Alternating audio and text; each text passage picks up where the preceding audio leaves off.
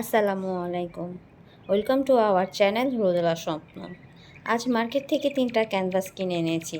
আর এই ক্যানভাসগুলোতে কিভাবে আমি জ্যাসো অ্যাপ্লাই করি সেগুলো আপনাদের সাথে শেয়ার করব। আশা করি এই ভিডিওটি আপনাদের কাজে আসবে। ক্যানভাসগুলোতে জ্যাসো অ্যাপ্লাই করার আগে আমি ব্রাশ দিয়ে পুরো ক্যানভাসটি প্রথমে পানি দিয়ে ভিজিয়ে নিচ্ছি। এখানে আমি চায়না ব্র্যান্ডের জ্যাসো অ্যাপ্লাই করছি। আপনারা চাইলে হোমমেড জ্যাসো কিন্তু অ্যাপ্লাই করে নিতে পারেন। আমি আগেই বলে দিচ্ছি, আমি কোনো প্রফেশনাল আর্টিস্ট না। আমিও ইউটিউব থেকে দেখে দেখে শেখার চেষ্টা করছি। আর আমি যতটুকু শিখতে পেরেছি সেগুলো আপনাদের সাথে শেয়ার করছি। জ্যাসো অ্যাপ্লাইয়ের ক্ষেত্রে প্রথমে ক্যানভাসটা ভালোভাবে মুছে নিব।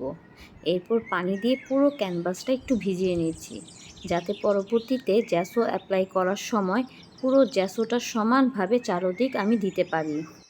জ্যাসো অ্যাপ্লাইয়ের সময় অবশ্যই মনে রাখতে হবে ক্যানভাসের চারদিক যেন সমানভাবে জ্যাসো ব্লেন্ড হয়, কোথাও যেন জ্যাসো বেশি বা কম না হয়। জ্যাসো যদি কোথাও বেশি অথবা কম হয় সেক্ষেত্রে কিন্তু পরবর্তীতে রং করতে অনেক সমস্যা হবে। পুরো ক্যানভাসে ভালোভাবে জ্যাসো অ্যাপ্লাই করে নিলে রং করতে অনেক মসৃণ হয়। ভালোভাবে জ্যাসো অ্যাপ্লাই করার পর 2 থেকে 3 দিন শুকাতে হবে।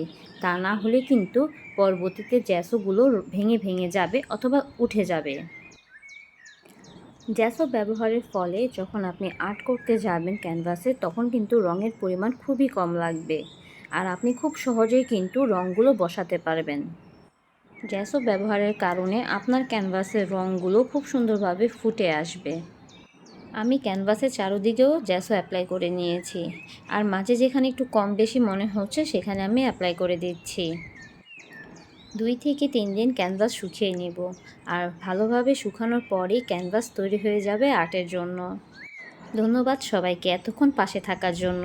ইনশাআল্লাহ আগামী ব্লগে আবার দেখা হবে। আল্লাহ হাফেজ।